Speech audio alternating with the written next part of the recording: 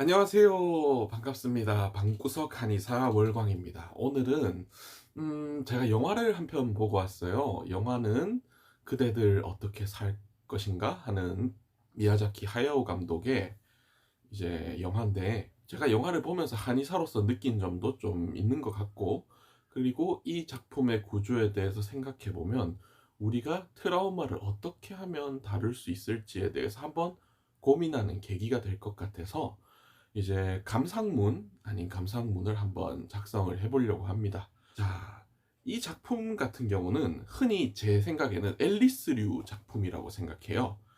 앨리스류 작품이 뭔데? 하고 이렇게 여쭤보신다면, 어떤 인물이 미지의 세계로 가서 내적 성장을 겪고 특별한 경험을 마치고 딱 돌아왔을 때 내적 성장을 겪고 나서 다른 인물이 된다라는 구조의 작품을 저는 앨리스류 작품이라 부르는데, 물론 이상한 나라의 앨리스입니다.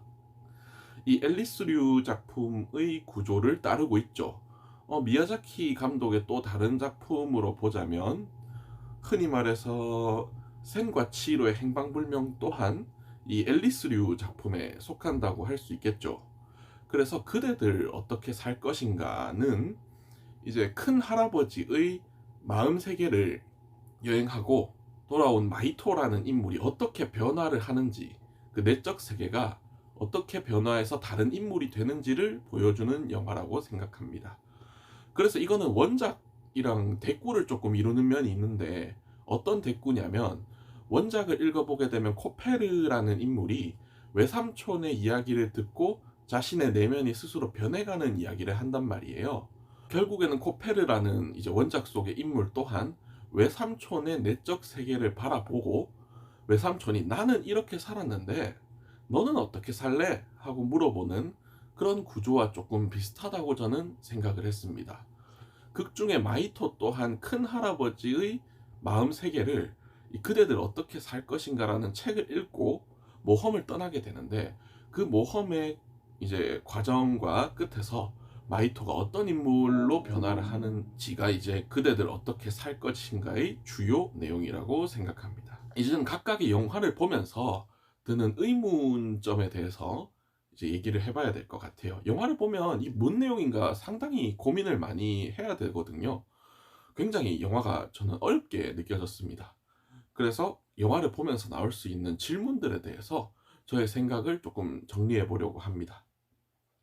이제 극 중에 마이토가 갑자기 가다가 짱돌을 집어들고 자기 머리를 이렇게 쿵 하고 박아요.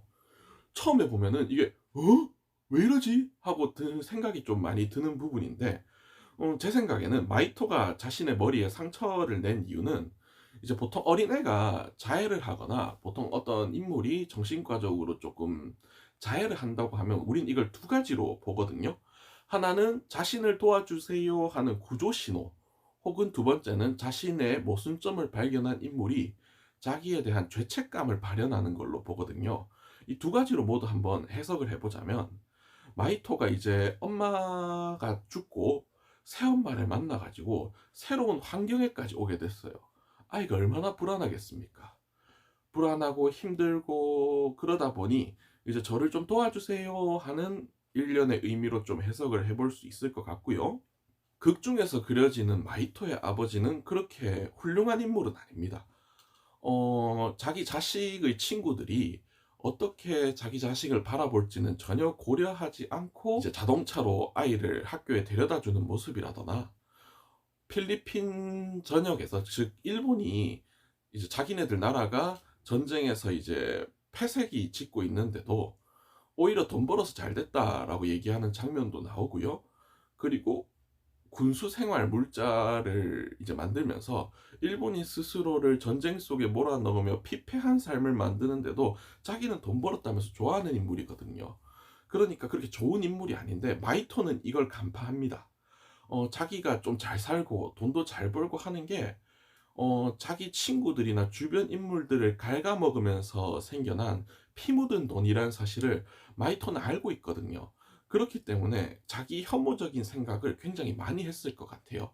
그래서 자신이라는 모순적 존재에 대해서 자해를 하는 모습을 통해서 어느 부분 자신의 모순을 조금 드러내지 않았나 하는 생각을 저는 했습니다. 극 중에는 이제 마이토가 그런 과정에서 그대들 어떻게 살 것인가라는 책을 읽고 큰 할아버지의 이 세계로 경험 나가서 이제 경험하고 오면서 다른 인물이 되는 걸 표현했다고 했는데, 제 생각에는 이 세계의 정의가 뭐냐 하면 할아버지의 마음속 세상이라고 생각합니다.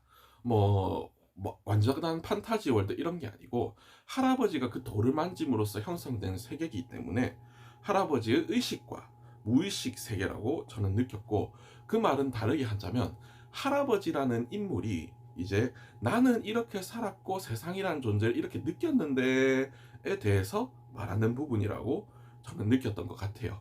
그거를 좀 염두를 해두시고 저의 해석이나 생각을 조금 들어주시면 좋을 것 같아요.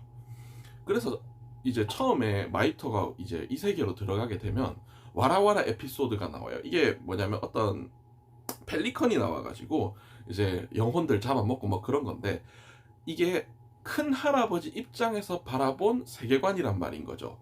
그러면은 큰 할아버지 입장에서 세계는 굉장히 펠리컨에 대해서로 봤을 때 약육강식의 세계로 보인 면도 일면 있다고 생각을 해요.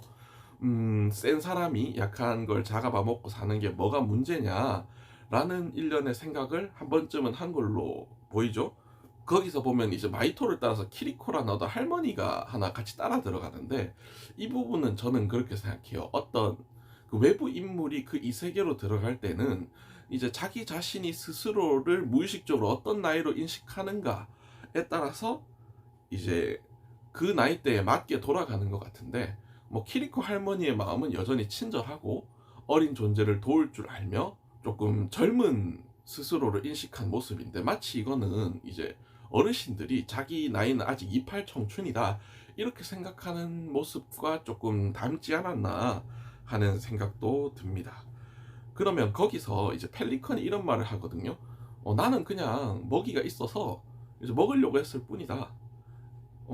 여기 바다는 먹을 게 없기 때문에 영원이라도 먹어야 내가 살지 않겠냐라고 하는데, 이런 식으로 생각하는 사람들을 마치 입을 벌려가지고 먹을 걸 쓸어 담는 욕망에 눈이 멀어버린 짐승과 같은 존재로 하야오 감독 또는 큰 할아버지가 생각을 한 게 아닌가 하는 부분도 조금 보이고요. 거기 보면은 이제 큰 금빛 문으로 해가지고 나를 배우는 자는 죽는다라는 문이 하나 있어요. 그건 어떤 의미인가 하고 저는 생각을 해보니, 우리 살다 보면 대부분의 악행은 금빛으로 포장이 돼 있어요. 그리고 어떤 사람들은 그 악행들을 보고 굉장히 이건 숭고한 일이고 당연한 일이라고 생각을 하고 착각을 하면서 살아가거든요. 예를 들면 그래요. 내가 널 잘 키우기 위해서 널 때린 거야. 혹은 우리 민족이나 국가가 잘 되기 위해서 다른 민족을 탄압할 필요가 있어 등등의 굉장히 선의로 포장된 악행들은 이 세상에 존재를 반드시 한단 말이죠. 그거에 대해서 그 악행을 저지른 인물들이 자기 자신의 악행이 얼마나 큰 악행이고 굉장히 나쁜 행동인지를 깨닫게 된다면 그 인물은 죽게 되고, 혹은 진짜로 죽을 수도 있죠. 내적으로 죽는 것뿐만 아니라. 그러나 진짜 죽던지 아닌지에 관계없이 새로운 인물로 태어나게 될 가능성 또한 있단 말이에요. 결국에는 기존에 악행을 저질렀던 인물은 은유적이든 실제든 간에 죽긴 죽을 거란 말이에요. 그런 의미에서의 억압된 자신의 죄의식을 나타내는 말이 나를 배우면은 죽는다라는 말이 아닌가 하는 생각을 했습니다. 이제 앵무새도 이제 그 다음 이 세계로 넘어가면 나오게 됩니다. 그 앵무새의 존재는 저는 이렇게 생각해요. 앵무새는 이제 동물만 막 나오다가 이제는 반인 반수 같은 형태가 나오기 시작합니다.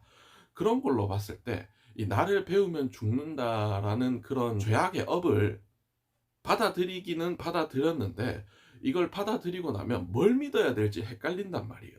그때 앵무새 왕과 같은 이제 다른 존재가 가르쳐주는 가치를 맹목적으로 따르는 존재가 아닌가 하는 생각이 들었습니다.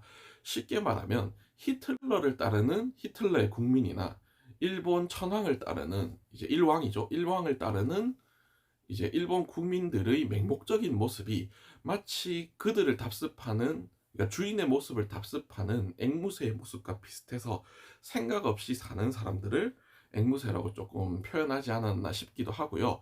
한편에선 이거는 이제 허무주의, 니힐리즘적 사고로 볼 수도 있는데 이제 자신의 죄의식을 굉장히 받아들이게 되면 고통스럽단 말이에요. 과거를 반추하면서 굉장한 고통 속에 있게 되는데 이제 맹목적으로 다른 존재를 따르고 우상화하게 되면 굉장히 편해요. 저 사람 말만 들으면 될 것 같고 자신의 구원자가 저 사람인 것 같은 생각이 든단 말이죠. 앵무새의 존재는 자기 자신의 가치를 스스로 생산해내지 못하는 허무주의적 속성을 가진 존재라고 생각합니다. 그런 허무주의적 존재는 자신만의 의미를 찾아가고 있는 마이토나 히미 같은 존재를 보게 되면 뭐라고 얘기를 하게 되냐면, 야, 그거 다 의미 없다. 돈이 최고다. 권력이 최고다. 힘이 최고다. 이런 식으로 상대의 가치를 깎아내리고 상대의 인격을 잡아먹으려 하는 행태로 드러나게 되거든요. 이거를 이제 어떤 말로는 르상티망이라고 표현을 하기도 하는데, 니체는 이걸 노예 도덕을 가진 사람이 주인 도덕을 가진 사람을 이제 잡아먹는 행태다, 이렇게 표현을 하기도 했고, 그런 부분을 이제 어느 정도 볼 수 있을 것 같아요. 그래서 앵무새란 존재가 결국에는 그냥 별로 안 좋은 존재, 남의 가치를 맹목적으로 따르는 존재라고 생각하고, 그런 존재가 많다고 큰 할아버지는 이 세계를 통해서 느낀 것 같아요. 마이토의 새엄마 있죠, 나츠코. 이 인물이 갑자기 이 세계로 자기 혼자 발로 들벅저벅 걸어 들어갑니다. 그거를 엄마라고 착각해서 마이토는 이 세계로 오게 되고요. 이런 면에 있어서 너무 어이가 없죠. 저 아줌마 뭐길래 저 세계로 자기 발로 걸어 들어가지? 라는 고민을 해봤는데, 저는 그렇게 생각해요.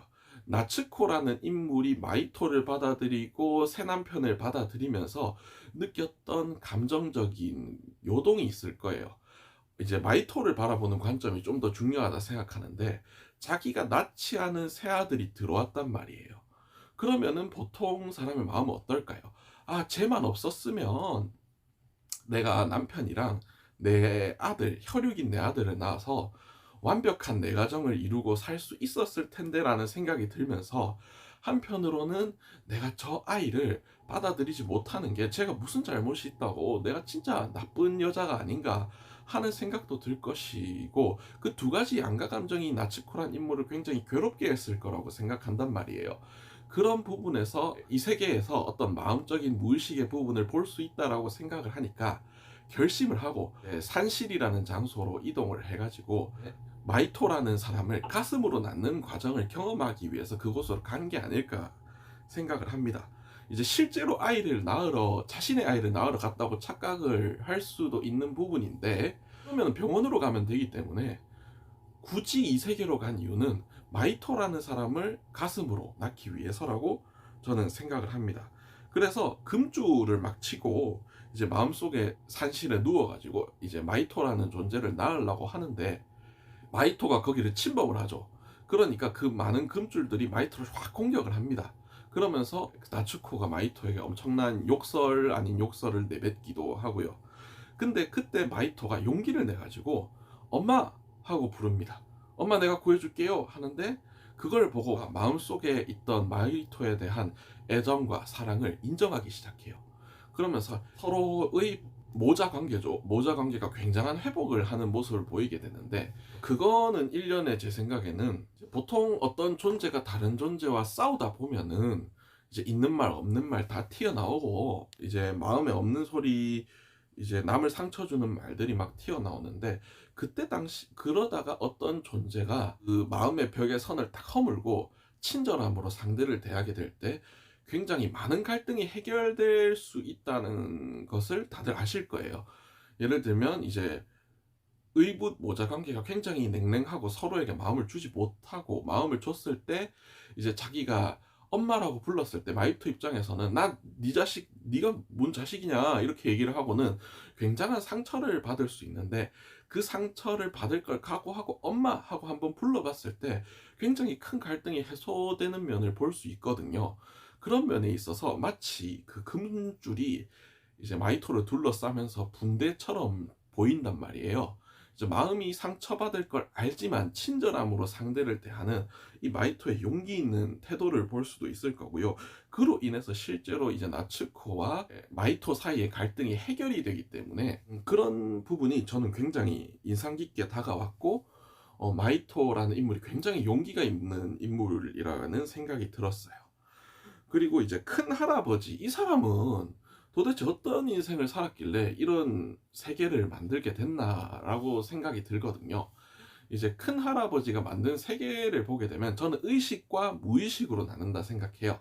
이제 전기 찌릿찌릿하고 뇌세포가 작용을 하고 의식할 수 있는 그 뇌의 어떤 부분 안에 있는 세계는 굉장히 이상적이고 아름다워요. 그리고 그 세계 안에서 안주하는 모습의 큰 할아버지를 볼 수가 있고요. 그러니까 의식의 세계 바깥에는 굉장히 추악하고 더러운 면도 일면 있지만, 우리가 살면서 세계를 바라보면서 느꼈을 굉장히 모순적이고 이상한 면들이 많이 담겨 있는 세계를 마이토는 여행을 하게 됩니다. 결국에는 이건 누구의 마음이냐라고 봤을 때 큰 할아버지의 의식과 무의식이라고 볼 수 있어요. 그럼 큰 할아버지는 자신이 세상을 살면서 봤던 의식 세계는 굉장히 아름답게 꾸며놓고 그 안에서 안주하고 사는 모습을 보여줄 수 있지만, 무의식 속에는 억압해 놓은 엄청난 감정들이 이제 있는 거죠. 정리되지 않은 엄청난 관념들이 있는 거예요. 이제 큰할아버지는 어떤 인생을 살았을까 하고 제가 생각을 해보니까, 원래 큰 저택에 살잖아요. 보니까 권력자 집안인 것 같아요. 이제 막부 시대에 이제 돈 좀 있고 힘 좀 있는 다이묘 집안이었다가 그 메이지 유신이 일어나면서 일왕에게 권력이 돌아가게 되니까 그 권력을 잃었겠죠. 다이묘들이 권력을 잃었으니까. 권력을 잃은 주 집에서 굉장히 똑똑한 애가 하나 태어났는데, 걔가 책도 많이 읽고 삶도 살고 하다 보니까 이 세상이 굉장히 더럽고 모순된 거예요. 마치 막 제국주의를 펼치는 게 이제 자기 나라도 마음에 안 들고 그랬겠죠. 그러다가 우연히 탑이라는 존재를 만나게 되고 그 안에 들어가서 자신만의 완벽한 이상향 유토피아를 만들면서 이거 되게 좋다라고 생각하고 삶을 살면서, 솔직히 말해서 그 탑 안에서 자신만의 세계를 구축하고 시간을 허비한 것 같아요. 그러면서 이제 마이토를 만나서 얘기한 거죠. 내가 해보니까 이거 되게 좋은데 너도 한번 해볼래? 내가 만든 세계를 좀 더 멋지게 만들어줘 라고 생각하는데, 마이토 입장에서는 할아버지 이게 뭡니까? 라는 생각이 들 정도로 이 세계는 굉장히 추한 거죠. 그래서 나 이거 안 할래요. 이렇게 세상에는 악도 있지만 그 악이라는 존재조차 세상의 일부분이니 나는 그 악을 받아들일게요. 인간은 입체적인 존재니까요. 이렇게 생각하는 일면을 또 볼 수 있었어요. 그러면은 큰 할아버지는 어떤 의미에서는 아무것도 배우지 못하는 존재, 미야자키 하야오는 아무것도 배우지 못하고 앞으로 나가지 못하는 존재를 일컬어 오타쿠라고 했거든요. 그런 의미에서 미야자키 하야오가 바라보는 오타쿠의 모습이 있지 않나. 그리고 그것은 일련 자신에게도 어느 정도 미야자키 하야오 스스로에게도 있었던 모습임을 인정하는 고백에 가깝지 않나 하는 생각을 했습니다. 그러나 그 큰할아버지란 인물이 마이토를 보고 이제 너 나가라, 이거 하지 마라, 나를 잊지 마라 라고 했는데, 그거는 마이토의 여정과 이제 결심들을 보면서 나도 이렇게 안 살았으면 참 좋았을 것 같은데 라는 일련의 후회도 보이고, 마이토 너는 마이토 너만의 인생을 살아라는 일련의 그 상대에 대한 인정으로 볼 수 있으니까 참 못난 인물만은 아니라는 생각도 들고, 이 세상에서 상처받고 남들과의 관계를 차단하면서 방 속에 숨어서 자신만의 이상향을 구축해가는 어떤 존재라고 볼 수도 있을 것 같아요. 히미라는 존재가 나오는데 이 인물은 마이토의 친엄마입니다.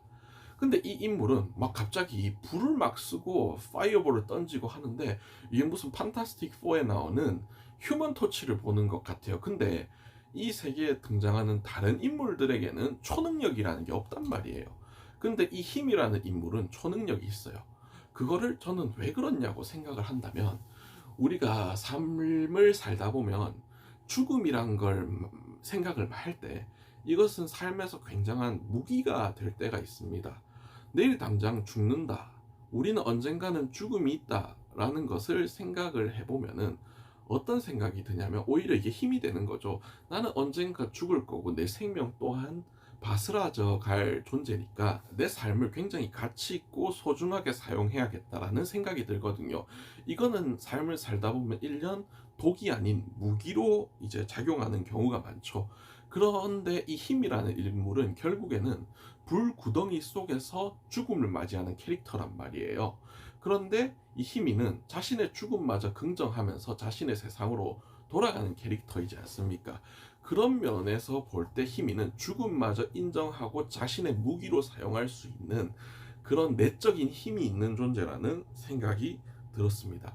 그리고 이 힘이라는 존재를 보면 하고 싶은 말은 이 니체의 무한 회귀를 긍정하는 존재란 말이에요. 그게 뭐냐면은 네가 이 인생을 무한히 너의 삶을 반복할 건데 그럼에도 불구하고 너는 이 삶을 한 번 더 살래라고 했을 때 기꺼이 예스라고 대답을 할 수 있는 존재란 말이죠.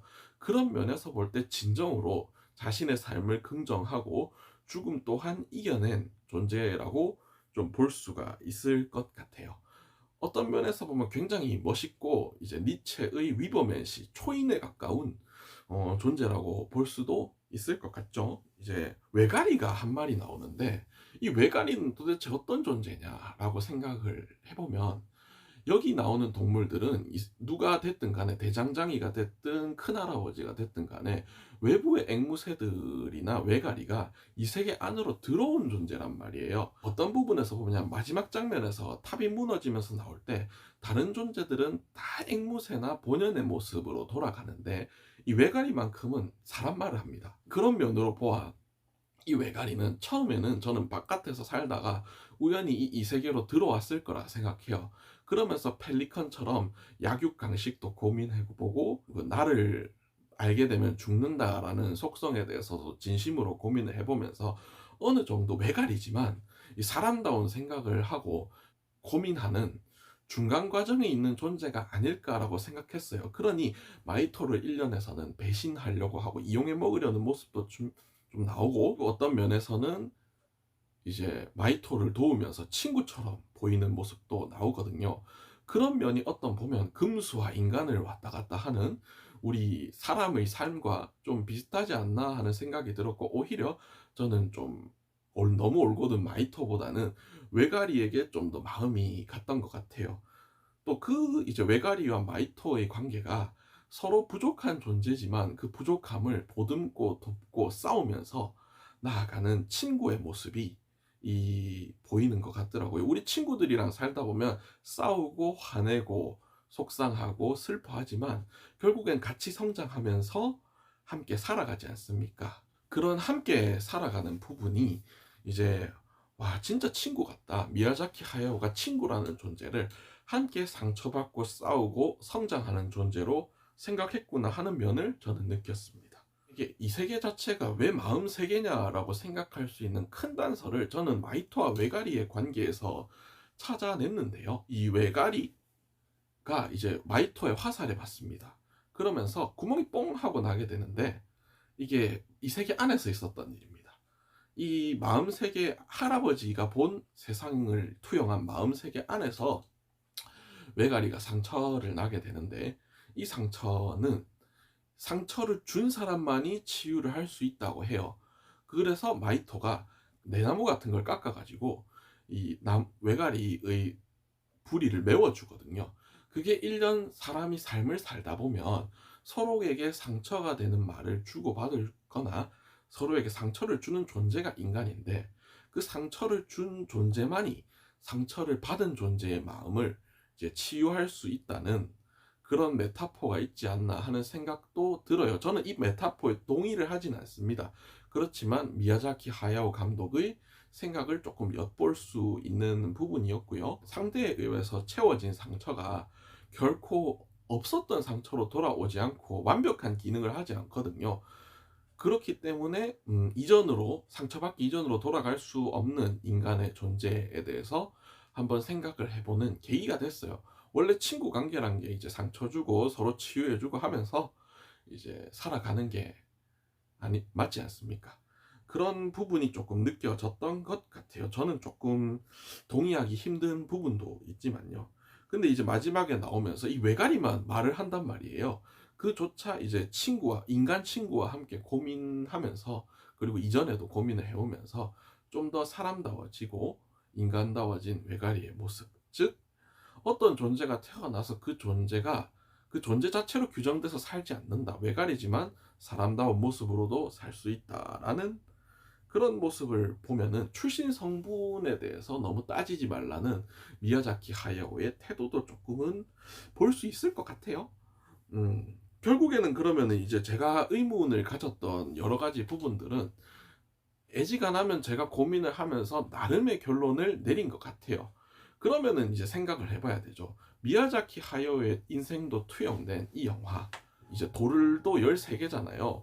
이게 미야자키 하야오의 장편 작품이 13개라는 의미니까, 어, 마히토라는 인물 혹은 큰할아버지라는 인물이 모두 미야자키 하야오의 투사라고 생각이 될 수도 있는 부분이거든요. 이 작품을 어떻게 볼 수 있을 거냐 생각한다면, 미야자키 하야오가 과거의 미야자키 하야오 자신의 존재를 보면서 내 삶을 이렇게 산 걸 보니까 나 앞으로는 이렇게 안 살래, 나 현실을 인정하고 애니메이션만 만들면서 현실을 외면했던 이 회피적 방어 기제를 버리고 이제 현실을 직시해 보겠다는 태도도 느껴지고, 자신의 삶을 이제 관객들한테 보여주면서 여러분들은 어떻게 살 건가요? 라고 물어보는 작품이란 말이죠. 그러면 또 뭐가 있어야 되겠습니까? 물론 대답이 있어야겠죠. 그러면 저는 어떻게 제 인생을 살아볼 것인가에 대해서 뭐 이제 영화 리뷰와 전혀 관련 없지만 하나 얘기해 보자면, 저는 스스로를 보편적 법칙에서 절대로 예외를 두지 않는 삶을 살고 싶습니다. 이것은 두 가지 의미를 어떻게 보면 내포할 수 있다고 생각을 합니다.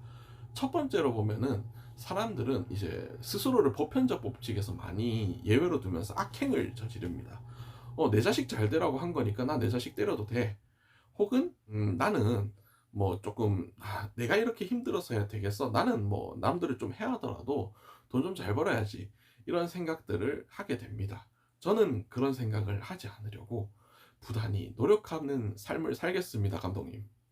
그런 면에 있어서 저는 인간이기 때문에 일련의 부족하고 안 좋은 면들이 많이 나타날 수 있겠지만, 이 배우면 죽는다라고 생각하는 이 억압의 저의 죄악들을 절대로 외면하지 않고 항상 죽을 각오로, 이전의 과거의 자신을 죽을 각오로 받아들이면서 살려고 해야겠다라는 거를 조금 많이 느꼈고, 그리고 스스로를 보편적 법칙에서 예외로 두지 말라는 말의 두 번째 의미는, 굉장히 상처받고 다치면서도 스스로를 보편적 법칙에서 예외로 두면서 나는 구원받을 수 없어, 이 사람이 그래서 나쁜 행동을 한 게 아닐 거야 하면서 자신을 계속 피해 상황으로 집어넣거나 자신을 계속 학대하게 되는 자기 학대적인 면모를 보이는 사람들이 있는데, 저조차도 보편적 법칙에 스스로를 예외로 두지 않고 자기 자신을 남들이 대하는 것처럼 똑같이 대하면서 조금 스스로를 존중하는 삶도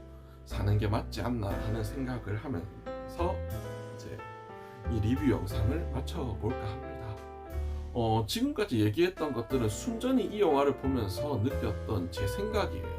이 영화 같은 경우는 개인의 마음세계라는 측면에서 이해를 할 수도 있지만, 일본의 군국주의가 어떻게 큰 할아버지라는 인물을 삼켰고 그것을 어떻게 바이토가 극복해 나가서 신세대를 이룩하는지에 대한 문제로 볼 수도 있단 말이죠. 그렇기 때문에 꼭 제가 봤던 관점은 절대로 정답이 아닙니다. 여러분이 보고 여러분이 느낀 그 감정이 진실이기 때문에, 그리고 여러분 인생에선 그것이 정답이기 때문에 저의 감상은 저의 감상으로 남겨두시고 이 리뷰를 시청해 주셨으면 합니다. 지금까지 방구석 한의사 월광이었고요. 오늘은 조금 이상한 얘기 리뷰 같은 거 해봤는데, 이런 거 원래 해보고 싶었거든요. 다음에도 시간이 나면은 하울의 움직이는 성이나 벼랑이의 포뇨 같은 좋은 작품들의 리뷰로 또 만나볼 수 있었으면 좋겠습니다.